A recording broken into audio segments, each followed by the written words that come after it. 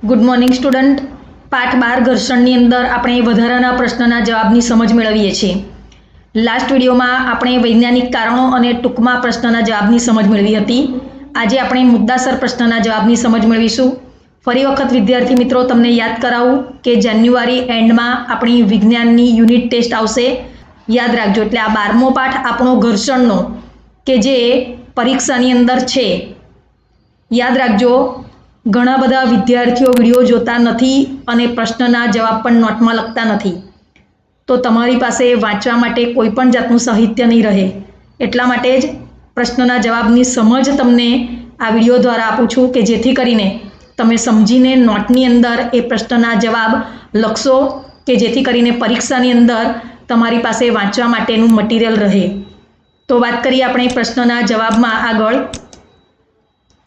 મુદ્દાસર પ્રશ્નમાં પહેલો પ્રશ્ન છે, ઘર્ષણ બળનો આધાર વસ્તુની સપાટીના પ્રકાર પર છે કઈ રીતે? આપણને ખબર છે કે ઘર્ષણ બળનો આધાર જે છે એ વસ્તુની સપાટી પર છે. સપાટી લીસી હોય કે ખરબચડી એના ઉપર આધાર રાખે છે. તો કઈ રીતે? તો એની આપણે સમજ મેળવીએ. વસ્તુની સપાટીનો પ્રકાર જે છે એ ઘર્ષણ બળ પર અસર કરે છે. વસ્તુની સપાટીનો જે પ્રકાર છે તે ઘર્ષણ ઉપર અસર કરે છે. જ્યારે વસ્તુને કોઈ સપાટી પર ગતિ કરાવવી હોય ત્યારે તે વસ્તુ અને સપાટી વચ્ચે થયેલ જોડાણને તોડે તેટલું બળ લગાડવું જરૂરી છે. આપણને ખબર છે કે બે સપાટી વચ્ચેનું જોડાણ એ ખૂબ મહત્વનું છે. હવે જ્યારે બે સપાટી વચ્ચેનું જોડાણ તોડશે તો બળ એના માટે જરૂરી લગાડવું પડશે. ખરબચડી સપાટી પર મોટા પ્રમાણમાં અનિયમિતતાઓ હોય છે. તેથી ખરબચડી સપાટી પર લીસી સપાટીની સાપેક્ષે વસ્તુને ગતિ કરાવવા વધુ બળ જરૂરી છે. સાપેક્ષે એટલે એની સરખામણીમાં ખરબચડી સપાટીમાં સરળતાથી ઘર્ષણ લાગશે કારણ કે અનિયમિતતાઓ વધારે છે. પણ જો સપાટી લીસી હશે, યાદ કરો ભીનું ભોંયતળિયું, એના ઉપર આપણે ઝડપથી ચાલી શકતા નથી કારણ કે સપાટી બંને કેવી બની ગઈ? લીસી. તેથી જ ખરબચડી સપાટી પર લીસી સપાટીની સાપેક્ષે વસ્તુને ગતિ કરાવવા વધુ બળ જરૂરી છે. આમ ઘર્ષણ બળનો આધાર જે છે એ વસ્તુની સપાટીના પ્રકાર પર આધાર રાખે છે. બીજો પ્રશ્ન છે, એક ઈંટને શણના કપડા વડે વીંટાળેલું છે અને બીજી ઈંટને પોલિથીનના કપડા વડે વીંટાળેલું છે. તો આપેલ સપાટી પર કોને ગતિ કરાવવી સહેલી બનશે અને કેમ? વિચારો. આપણે પ્રયોગ જોયો છે. ઈંટ ઉપર શણનો કોથળો વીંટાળી દેવાનો છે અને બીજી વખત ઈંટ ઉપર પોલિથીનના કપડા વડે એટલે કે સિન્થેટિક કાપડથી એને વીંટાળી દેવાનું છે અને પછી એ સપાટી ઉપર ગતિ કરાવવાની છે ઈંટને. તો કઈ સપાટી ઉપર આપણને સહેલાઈ પડશે એટલે કે સહેલાઈથી ગતિ કરી શકશે? કઈ સપાટી પર ઈંટ સહેલાઈથી ગતિ કરી શકશે અને કેમ? પોલિથીનના કપડા વડે વીંટાળેલ ઈંટને ગતિ કરાવવી સહેલી છે કારણ કે શણના કાપડની સાપેક્ષે પોલિથીનનું કાપડ લીસું છે. યાદ રાખજો, શણનું કાપડ મેં આગળ વાત કરી છે, કોથળો જ, બરાબર ને? કોથળો તમે જોયો છે, એની સપાટી કેવી છે? ખરબચડી છે. તો પોલિથીનનું જે કાપડ છે એટલે કે સિન્થેટિક કાપડ છે એનાથી ગતિ કરાવવી એ સરળ બને છે કારણ કે શણના કપડાની સાપેક્ષે પોલિથીનનું કાપડ એ લીસું છે. તેથી શણના કપડા કરતાં પોલિથીનના કપડા પર ઓછું ઘર્ષણ બળ લાગે છે. તેથી જ તેને ગતિ કરાવવા માટે ઓછું બળ લગાડવું પડે છે. પ્રશ્ન 3, ભોંયતળિયા પર મૂકેલી ચટાઈને ગતિ કરાવવી સહેલી છે પણ તે ચટાઈ પર બે વ્યક્તિ બેઠેલ હોય તો ગતિ કરાવવી અઘરી છે. શા માટે? ચટાઈ એમ જ પાથરેલી છે તો એને ગતિ કરાવવી સહેલી છે, પણ માનો કે ચટાઈની ઉપર બે જણા બેઠેલા છે તો ગતિ કરાવવી અઘરી છે. કેમ? જવાબ જોઈએ. બે સપાટી વચ્ચે થયેલ જોડાણને લીધે ઘર્ષણ ઉદ્ભવે છે. બે સપાટી એટલે એક ચટાઈની સપાટી અને નીચે જમીનની સપાટી.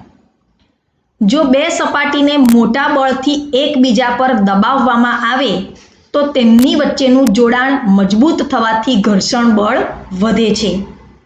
તેથી જ ચટાઈ પર કોઈ વ્યક્તિ બેઠેલ ન હોય ત્યારે તેને સહેલાઈથી ગતિ કરાવી શકાય છે.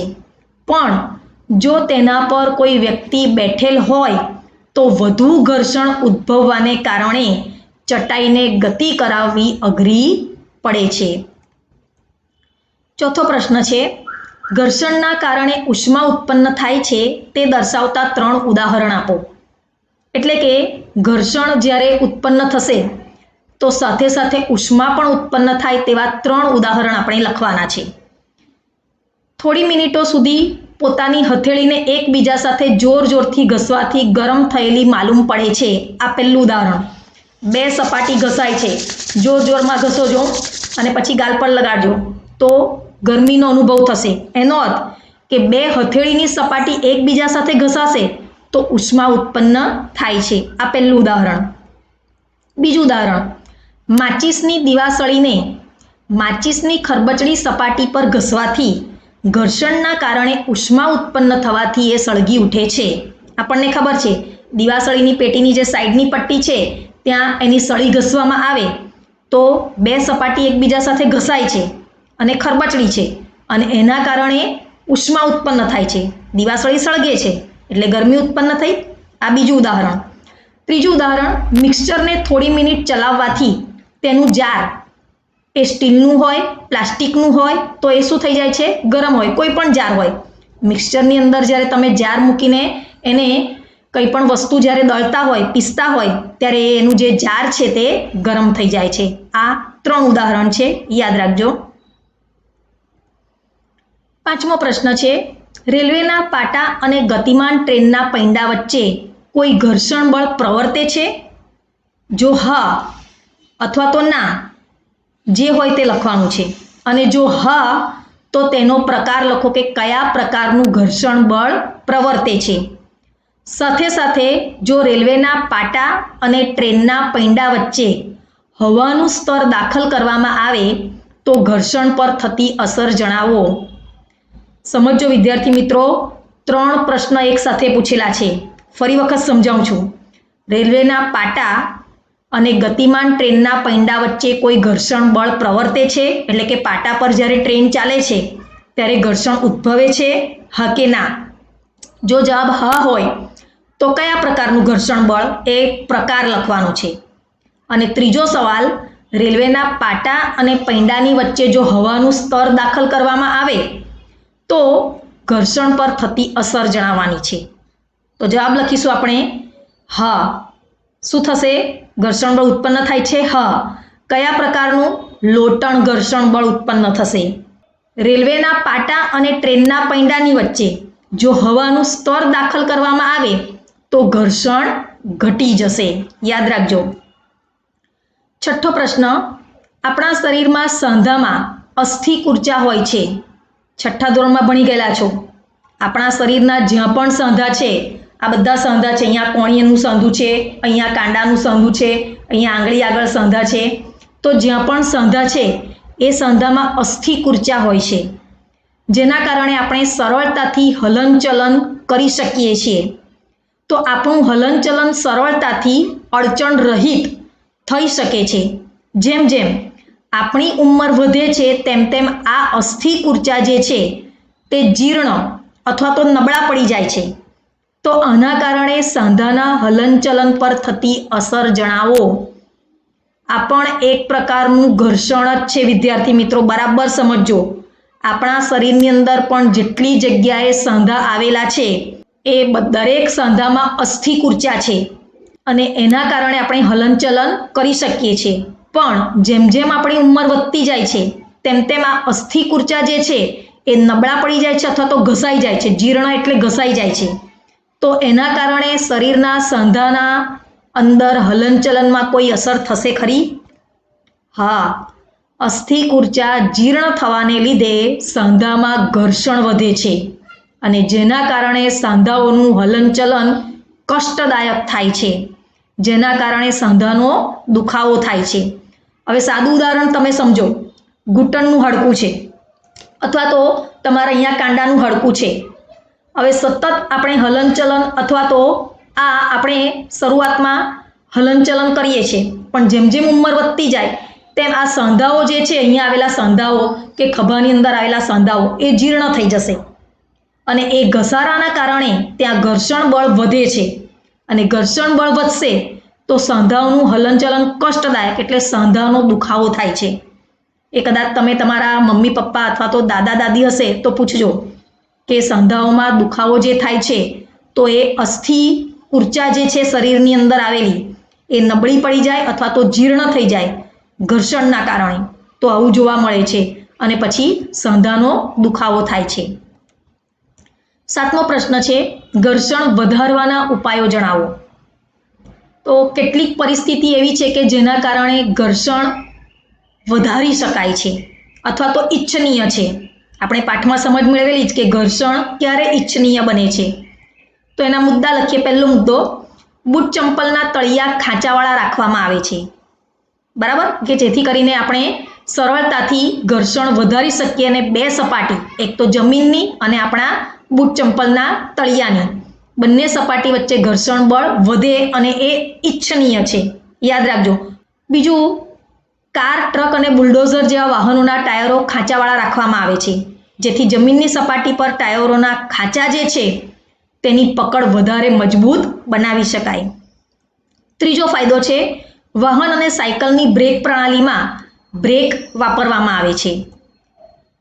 ચોથું છે, કબડ્ડીની રમત રમતા ખેલાડીઓ પોતાના હાથ પર માટી ઘસે છે, જેથી કરીને શું થાય, સામેવાળી વ્યક્તિને જેને પકડવાની છે તો વધારે મજબૂતાઈ રહે અને ખરબચડી સપાટી બની જાય હાથની, કે જેથી કરીને એ બીજી વ્યક્તિને પકડી શકે. કસરતબાજ કસરત કરતી વખતે પોતાના હાથ પર કોઈ બરછટ પદાર્થ લગાવે છે, હાથ એના ખરબચડા બની જાય.